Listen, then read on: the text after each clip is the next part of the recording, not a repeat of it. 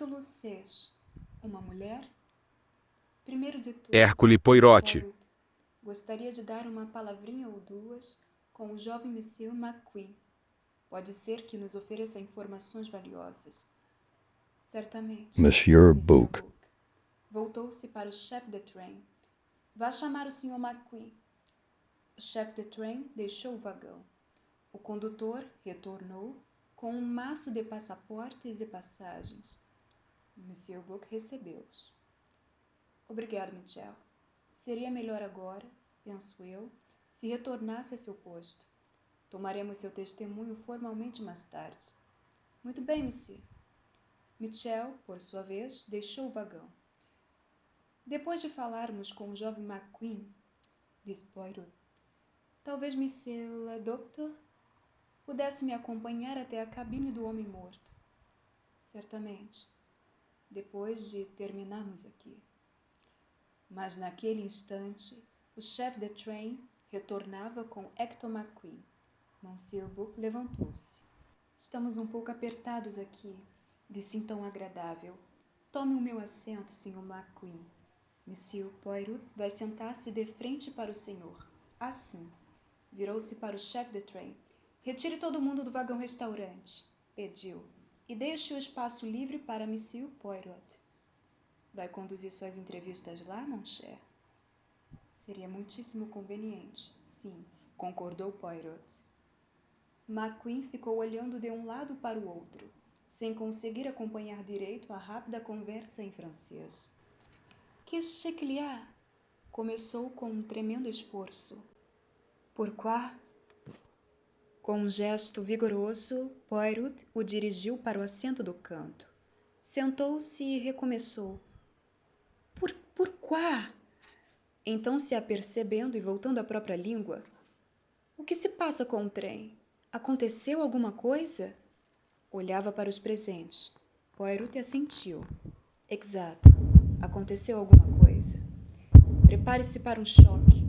Seu empregador, Sr. Ratchet, está morto. Os lábios de McQueen se repuxaram em um assovio. Exceto por os seus olhos terem clareado um tom. Não demonstrou sinais de choque ou angústia. Então o pegaram, no fim das contas, disse. O que exatamente quer dizer com esse comentário, Sr. McQueen? McQueen hesitou. Está subentendendo, disse Poirot, que o Sr. Ratchet foi assassinado? Não foi? Dessa vez, McQueen mostrou sinais de surpresa. Ora, sim, prosseguiu devagar. Foi bem isso que pensei. Está dizendo que ele simplesmente morreu enquanto dormia? Ora, o velho era forte como... Parou desnorteado, numa tentativa de sorriso. Não, disse Poirot. Sua suposição foi muito certeira. Sr. Ratchet foi assassinado, apunhalado. Mas gostaria de saber por que estava tão certo de que ele era assassinado, e não apenas falecimento. McQueen hesitou. Preciso esclarecer, disse. Quem exatamente é o senhor? E o que tem a ver com isso? Represento a Companhia Internationale des Wagons-Lits. Fez uma pausa e acrescentou. Sou detetive. Meu nome é Hércule Poirot. Caso esperasse causar algum efeito, não conseguiu. McQueen disse apenas. Ah, é? E esperou que o outro continuasse. Talvez conheça meu nome. Ora, parece um pouco familiar. Só que sempre achei que fosse de um costureiro para senhoras. Hércule Poirot olhou para ele com desgosto. É inacreditável, disse. O que é inacreditável? Nada. Vamos avançar com o assunto em questão. Quero que me conte, Sr. McQueen, tudo o que sabe sobre o morto. Não era parente dele? Não. Era secretário dele. Por quanto tempo trabalhou nesse posto? Por pouco mais de 1 ano. Por gentileza, me dê todas as informações que puder. Bem, conheci o Sr. Ratchet há pouco mais de 1 ano, quando estive na Pérsia. Poirot interrompeu. O que estava fazendo lá? Viajara de Nova York para prospectar uma concessão de petróleo. Suponho que não queira saber os detalhes. Meus amigos e eu fomos bastante logrados naquela situação. O Sr. Ratchet estava hospedado no mesmo hotel. Havia tido recentemente uma discussão com seu secretário. Ofereceu-me o posto e eu aceitei. Estava sem perspectivas e aliviado por encontrar um trabalho bem remunerado assim de pronto. E desde então, viajamos por aí. O Sr. Ratchet queria ver o mundo. Sentia-se impossibilitado por não saber falar outras línguas. Atuei mais como intérprete do que como secretário. Era uma vida agradável. Agora me conte tudo o que souber sobre seu empregador. O rapaz deu de ombros. Uma expressão perplexa tomou-lhe a face. Não é fácil assim. Qual era seu nome completo?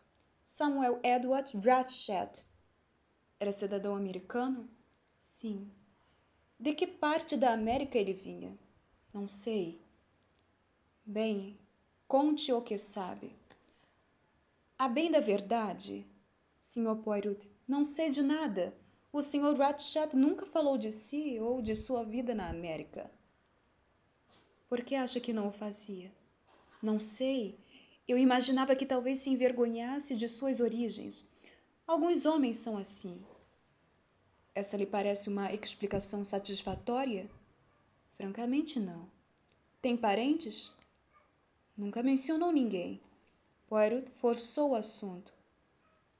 O senhor deve ter formulado alguma teoria, Sr. Marquis. Sr. McQueen. Bem, sim, o fiz. Primeiro, porque não acredito que Ratchet fosse seu verdadeiro nome. Acho que ele saiu da América, em definitivo, para fugir de alguém ou de alguma coisa. Acho que estava tendo êxito nisso até poucas semanas atrás. E então, começou a receber cartas com ameaças. Chegou a vê-las? Cheguei! Era tarefa minha cuidar da correspondência dele. A primeira carta chegou há 15 dias. Essas cartas foram destruídas? Não, acho que tenho alguma coisa ainda nos meus arquivos.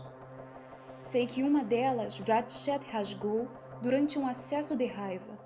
Devo buscá-las para o senhor? Se puder fazer essa gentileza. McQueen deixou a cabine. Retornou poucos minutos depois e apresentou 2 folhas de papel bastante sujas diante de Poirot. A primeira dizia o seguinte: achou que poderia nos enganar e escapar ileso, não foi? Por nada nesse mundo. Estamos dispostos a pegar você, Ratchet, e nós vamos pegar você. Não havia assinatura. Sem qualquer reação, além de um erguer de sobrancelhas, Poirot pegou a segunda. Vamos levá-lo para uma voltinha, Ratchet, muito em breve. Vamos pegá-lo, está entendendo? Poirot baixou a carta. O estilo é monótono, exclamou, até mais do que a caligrafia. McQueen fitou. O senhor não observaria isso, disse Poirot com ar satisfeito. Exige um olho treinado para perceber esses detalhes. Esta carta não foi escrita pela mesma pessoa, Sr. McQueen. 2 ou mais indivíduos a redigiram, cada um escrevendo uma letra de cada palavra por vez. Também a escrita está em letra de forma, o que torna a tarefa de identificar a caligrafia muito mais difícil. Fez uma pausa, então falou. Sabia que o Sr. Ratchet tentou contratar meus serviços? Do senhor? O tom estupefato de McQueen revelou a Poirot, quase com total certeza, que o rapaz não sabia de nada. Ele assentiu. Sim, estava alarmado. Diga-me, como ele reagiu quando recebeu a primeira carta? McQueen hesitou. Difícil dizer. Ele deixou de lado com uma risada daquele jeito quieto dele. Porém, de alguma forma, o rapaz estremeceu de leve. Senti como se houvesse muita coisa acontecendo por trás daquela calma toda. Poirot assentiu. Então perguntou algo inesperado. Sr. McQueen, pode me dizer, com toda a honestidade, exatamente como via seu empregador? O senhor gostava dele? Hector McQueen demorou um instante para responder. Não, disse por fim. Não gostava. Por quê? Não sei dizer exatamente. Ele sempre tinha um jeito agradável. Fez uma pausa e então disparou. Vou lhe dizer a verdade, Sr. Poirot. Não gostava dele. Era, tenho certeza, um homem cruel e perigoso. Devo admitir, contudo, que não tenho motivos que deem lastro às minhas opiniões. Obrigado, Sr. McQueen. Uma última pergunta. Quando foi a última vez que viu o Sr. Ratchet vivo? Ontem à noite, por volta das... Pensou por um momento. 10 horas, eu diria. Fui à cabine dele para anotar alguns memorandos. Sobre qual assunto? Alguns azulejos e cerâmicas antigas que comprou na Pérsia. O que entregaram não corresponde ao que ele comprou. Estava correndo uma longa e enfadonha troca de correspondências sobre o assunto.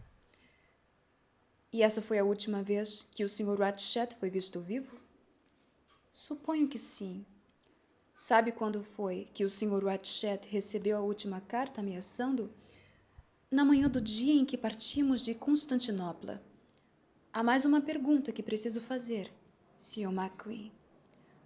O senhor tinha problemas com o seu empregador? Os olhos do rapaz piscaram de repente.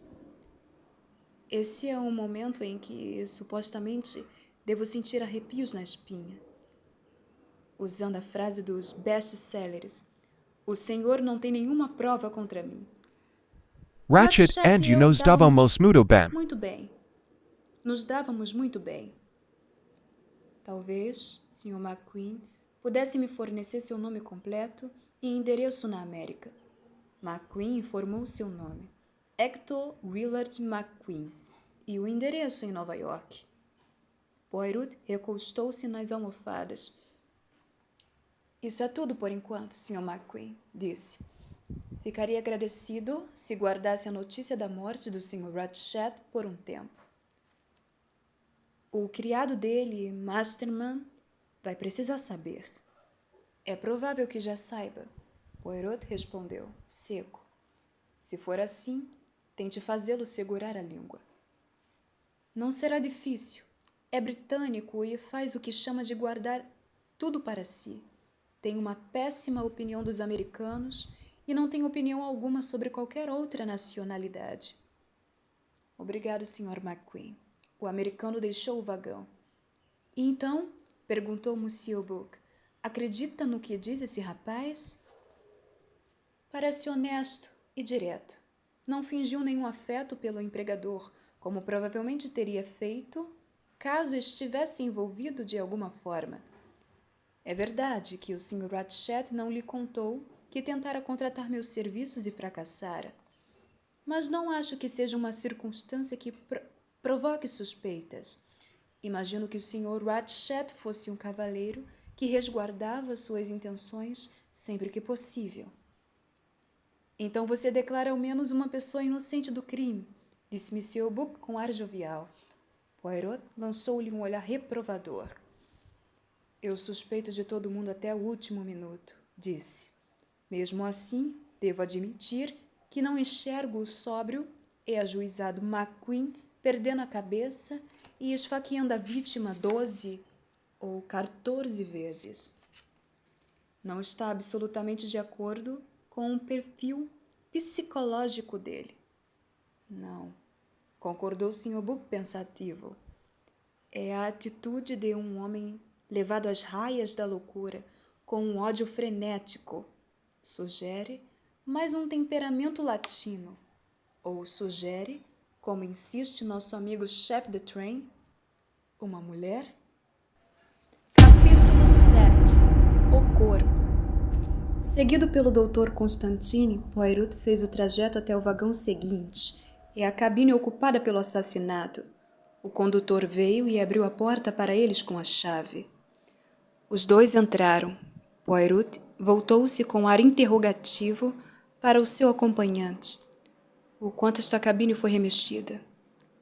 Ninguém tocou em nada. Fui cuidadoso para não mover o corpo enquanto realizei meu exame. Poirot assentiu. Olhou ao redor. A primeira sensação que impactava os sentidos era o frio intenso. A vidraça fora abaixada ao máximo e a persiana recolhida para cima. Brrr, Poirot observou.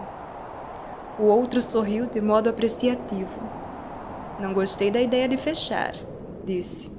Poirot examinou a janela com cuidado. Tem razão, anunciou. Ninguém saiu do vagão por aqui. É possível que a intenção da janela aberta fosse sugerir o fato. Mas, se for assim, a neve derrotou o objetivo do assassino. Examinou a moldura da janela com cuidado. Retirando um pequeno estojo do bolso, soprou um pouco de poeira sobre ela. Nenhuma impressão digital, disse. Isso significa que foi limpo. Bem, se encontrássemos digitais, teria nos levado muito pouco. Teriam sido as do Sr. Ratchet, ou do lacaio, do condutor. Criminosos não cometem esse tipo de erro hoje em dia. E, sendo assim, acrescentou com alegria, podemos muito bem fechar a janela. Decididamente está um frigorífico aqui. Casou a ação à palavra e voltou sua atenção, pela primeira vez, para a figura imóvel deitada no beliche. Ratchet estava deitado de costas, a parte de cima do pijama, manchada com marcas de cor ferrugem, fora desbotoada e jogada para trás. Precisei enxergar a natureza dos ferimentos, explicou o doutor. Poirot assentiu. Inclinou sobre o corpo. Por fim, endireitou-se, fazendo uma leve careta. Não é bonito, disse.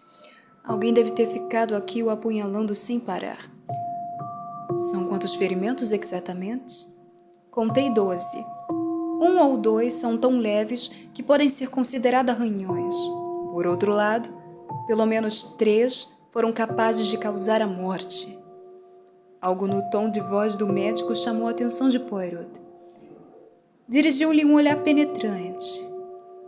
O pequeno grego estava parado olhando para o corpo com uma expressão perplexa. Algo lhe parece esquisito, não é mesmo? Perguntou com jeito. Fale, meu amigo. Há algo aqui que o deixa perplexo? Tem razão, reconheceu o outro. O quê? O senhor vê. Esses 2 ferimentos, aqui e aqui, apontou. São profundos. Cada corte deve ter rompido vasos sanguíneos. E ainda assim, as bordas não estão esgaçadas. Não sangraram conforme o esperado. O que isso sugere? Que o homem já estava morto, falecido há pouco tempo, quando os golpes foram desferidos. Mas certamente é um absurdo. Pareceria absurdo, disse Poirot pensativo. A menos que nosso assassino tenha imaginado que não cumprir a missão com propriedade e tenha retornado para garantir.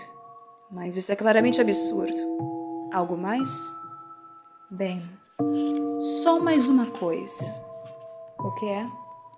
Vê este ferimento aqui, sobre o braço direito, próximo ao ombro direito. Segure meu lápis. Poderia desferir este golpe? Poirot ergueu o braço. Precisamente, disse. Entendo. Com a mão direita seria de uma dificuldade excessiva, quase impossível. A pessoa teria de fazê-lo de modo muito desajeitado. Já se o golpe fosse dado com a mão esquerda... Exato, Monsieur Poirot. Aquele golpe foi certamente desferido com a mão esquerda. Então nosso assassino é canhoto. Não, é mais complicado do que isso, não é? Como está dizendo, Monsieur Poirot, alguns desses outros são evidentemente ocasionados pelo uso da mão direita. 2 pessoas. Voltamos às 2 pessoas, murmurou o detetive. Então perguntou de modo abrupto: a luz estava acesa? Difícil dizer, ela é desligada pelo condutor todas as manhãs, por volta das 10 horas. Os interruptores vão nos dizer, declarou Poirot. Examinou o interruptor da lâmpada de cima e também o do abajur móvel sobre a cama. O primeiro estava desligado, o segundo estava fechado. É bien, falou pensativo. Temos aqui uma hipótese do primeiro e do segundo assassino, como o grandioso Shakespeare colocaria. O primeiro assassino apunhalou a vítima e saiu da cabine, desligando a luz. O segundo assassino entrou no escuro, não viu que o trabalho dele ou dela já estava feito e apunhalou pelo menos 2 vezes um corpo já morto. Que pensez-vous de ça? Magnífico, disse o doutor com entusiasmo. Os olhos do outro brilharam. Acha mesmo? Fico contente. Soou para mim como se fosse um disparate. Que outra explicação pode haver? É o que estou me perguntando. Estamos diante de uma coincidência ou o quê? Há qualquer outra inconsistência do tipo que apontaria o envolvimento de 2 pessoas? Acho que poderíamos dizer que sim. Alguns desses golpes, tais como já descrevi, apontam para uma fraqueza, uma falta de força ou de determinação. São golpes débeis que pegaram de raspão. Mas este aqui e esse outro, apontou de novo, muita força foi necessária para acertar esses 2. Penetraram no músculo. Foram, em sua opinião, executados por um homem? Com toda certeza. Não poderiam ter sido desferidos por uma mulher? Uma mulher jovem, vigorosa, atlética, poderia ter acertado, ainda mais se estivesse tomada por forte emoção. Mas sou da opinião de que isso é bastante improvável. Poirot ficou em silêncio por alguns instantes. O outro perguntou ansioso: entende o que quero dizer? Perfeitamente, disse Poirot. A questão começa a se esclarecer de forma maravilhosa. O assassino era um homem de grande força. Era fraco, era uma mulher, era destro, era canhoto. Ah, se l'enrolou tout ça, falou com súbita raiva.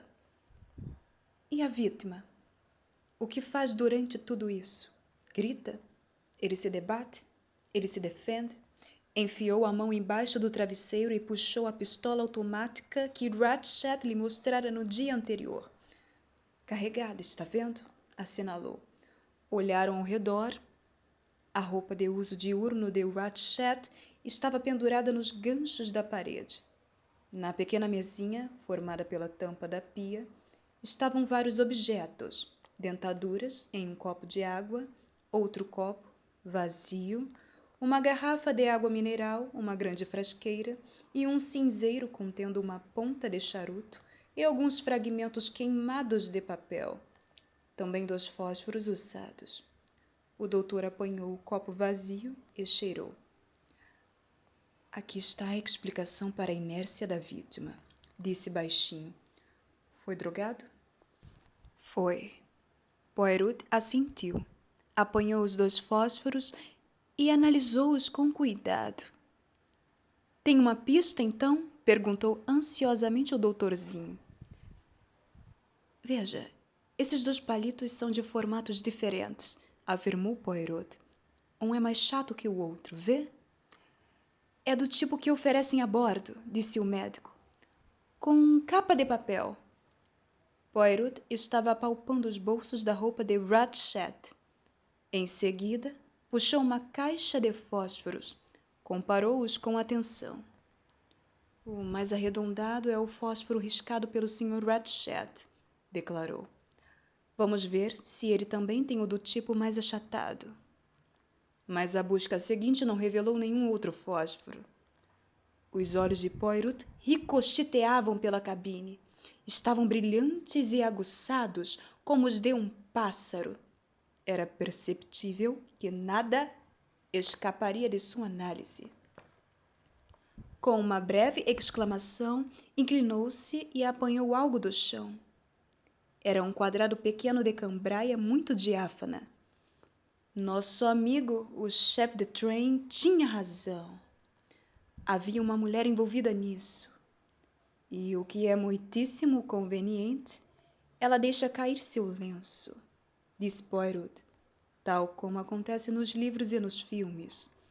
Para deixar as coisas ainda mais fáceis para nós, está marcado com uma inicial. H. Que golpe de sorte! Exclamou o doutor. E não é? Disse Poirot. Algo no tom dele surpreendeu o doutor. Porém, antes que pudesse pedir algum esclarecimento, Poirot já mergulhara de novo no chão. Dessa vez, apresentou um objeto na mão estendida. Um limpador de cachimbo. Talvez seja do Sr. Ratchet, sugeriu o médico. Não há nenhum cachimbo nos bolsos dele. E nada de tabaco ou nenhuma bolsinha de guardar tabaco. Então é uma pista? Ah, decididamente. E mais uma vez, deixada para trás de forma muito conveniente. Uma pista masculina dessa vez, perceba. Não dá para reclamar da falta de pistas neste caso. Temos pistas em abundância. A propósito, o que fez com a arma do crime? Não havia sinal de arma. O assassino deve ter levado consigo. Fico imaginando o motivo, ponderou Poirot. Ah, o doutor estivera explorando com delicadeza os bolsos do pijama do morto. Deixei escapar isso, falou. Desabotoei a camisa e joguei aberta para os lados.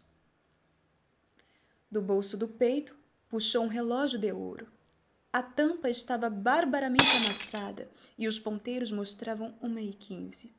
Está vendo? Gritou Constantine em tom animado.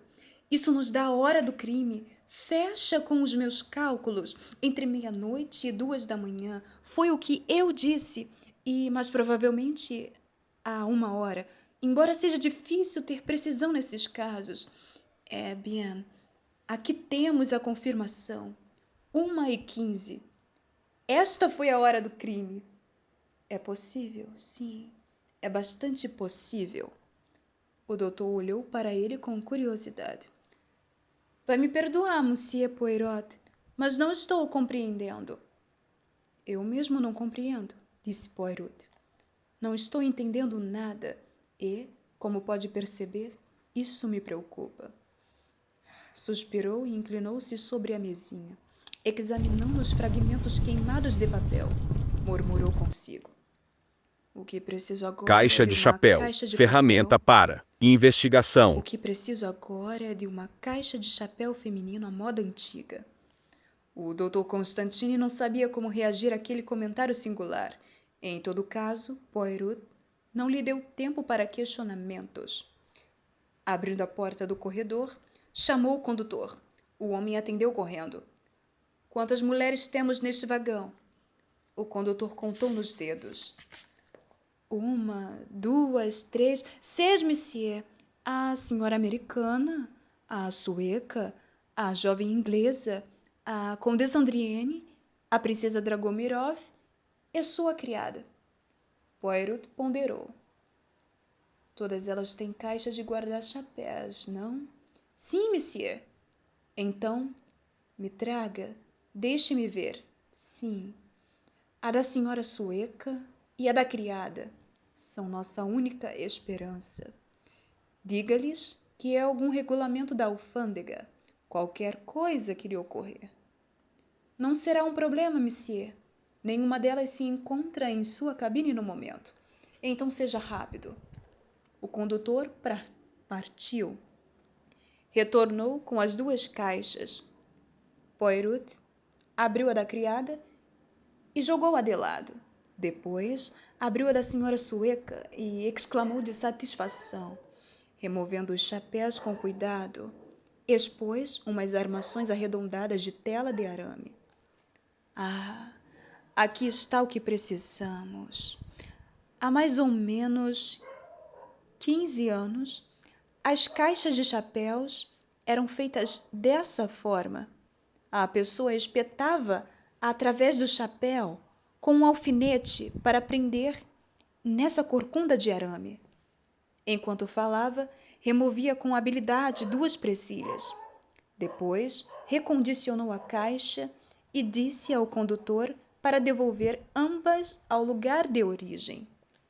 Quando a porta tornou-se a fechar, voltou-se ao companheiro. Veja o senhor, meu caro doutor. Não sou do tipo que se fia em procedimentos de peritos. É a psicologia que estou buscando, não a impressão digital ou a cinza do cigarro. Mas, neste caso, estou aberto a um pouco de assistência científica. Esta cabine está cheia de pistas, mas como garantir que essas pistas são de fato o que aparentam ser? Não estou compreendendo bem, Monsieur Poirot. Bom, vou lhe dar um exemplo. Encontramos um lenço de mulher. Foi uma mulher que o deixou cair? Ou um homem que, ao cometer o crime, pensou consigo: vou fazer com que pareça ser um crime feminino. Vou esfaquear meu inimigo um número desnecessário de vezes, fazendo com que alguns dos golpes pareçam bem fracos e ineficientes. E vou deixar cair este lenço onde ninguém vai deixar de ver. Essa é uma possibilidade. Então, a outra. Foi uma mulher que o matou e deixou cair de propósito o limpador de cachimbo para fazer parecer que foi trabalho masculino? Ou devemos levar a sério a suposição de que 2 pessoas, um homem e uma mulher, estão envolvidos separadamente e que cada um deles foi descuidado ao ponto de deixar cair uma pista sobre sua identidade? Essa é uma coincidência um pouco grande demais. Mas onde entra a caixa de chapéu? Perguntou o médico, ainda perplexo. Estou chegando lá. Como digo, essas pistas, o relógio parado a 1h15, o lenço, o limpador de cachimbo, podem ser genuínas ou podem ser falsas. Quanto a isso, ainda não posso dizer, mas existe aqui uma pista em relação à qual acredito, embora, mais uma vez, possa estar equivocado, que não foi adulterada. Estou me referindo ao fósforo achatado, Monsieur le Docteur.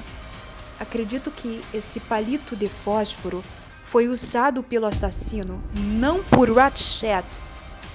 Foi usado para queimar algum tipo de papel incriminador. Possivelmente um bilhete. Se for assim, havia algo naquele bilhete, algum equívoco, algum erro, que deixava uma possível pista do agressor. Vou me empenhar em ressuscitar o que quer que tenha sido.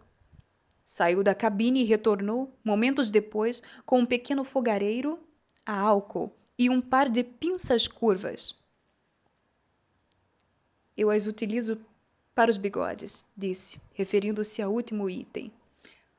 O doutor assistiu à cena com grande interesse. Poirot achatou os 2 cocurutos de arame e, com todo o cuidado, manobrou o fragmento carbonizado de papel para cima de um deles. Depositou o outro por cima daquele primeiro e, depois, prendendo os 2 pedaços juntos com as pinças, segurou a coisa toda sobre a chama do fogareiro. É uma solução muito improvisada, falou por cima do ombro. Vamos torcer para que atinja o nosso objetivo. O doutor observara o procedimento com atenção. O metal começou a brilhar. De repente, viu a tênue indicação de letras. As palavras foram se formando devagar. Palavras de fogo. Era um fragmento muito pequeno. Apenas 4 palavras e uma parte de uma quinta apareceram. Embre da pequena Daisy Armstrong. Ah! Poirot exclamou com um tom agudo. Isso lhe diz alguma coisa? Perguntou o médico. Os olhos de Poirot brilhavam. Baixou a pinça com cuidado. Sim, falou. Sei o nome verdadeiro do morto. Agora sei por que teve de deixar a América. Como se chama? Como se chamava? Cassette. Cassette? Constantine uniu as sobrancelhas. Isso remete a algo. De alguns anos atrás. Não consigo lembrar. Foi um caso na América, não foi? Sim, disse Poirot. Um caso que aconteceu na América. Poirot não estava disposto a ser comunicativo. Olhou ao redor enquanto continuava. Trataremos de tudo isso mais adiante. Vamos primeiro nos certificar de que vimos tudo o que há para ser visto aqui. Com rapidez e habilidade, revistou mais uma vez os bolsos das roupas do falecido, mas não encontrou nada de interesse ali. Tentou a porta divisória, que dava acesso à cabine ao lado, mas estava trancada pelo outro lado. Há algo que não entendo, disse o Dr. Constantine. Dr. Constantine. Se o assassino não fugiu pela janela, e se esta porta, que se comunica com a outra cabine, estava trancada pelo outro lado, e se a porta que dá para o corredor não apenas estava trancada por dentro, como tinha até corrente, como foi que o assassino saiu da cabine? É o que a plateia se pergunta quando uma pessoa com as mãos e os pés atados é enfiada dentro do baú e desaparece. Estou sugerindo, explicou Poirot, que se o assassino tinha a intenção de nos fazer acreditar que escapara pela janela, naturalmente faria parecer como se as outras 2 saídas fossem impossíveis. Como a pessoa que desaparece no armário mágico é um truque. Cabe a nós descobrir como o truque é feito. Trancou a porta divisória do lado deles. Para o caso, disse, dê a excelente Hubbard enfiar a cabeça, que vai obter detalhes do crime em primeira mão, para escrever para sua filha. Olhou ao redor mais uma vez. Não resta mais nada a fazer aqui, acho. Vamos nos reunir a Monsieur.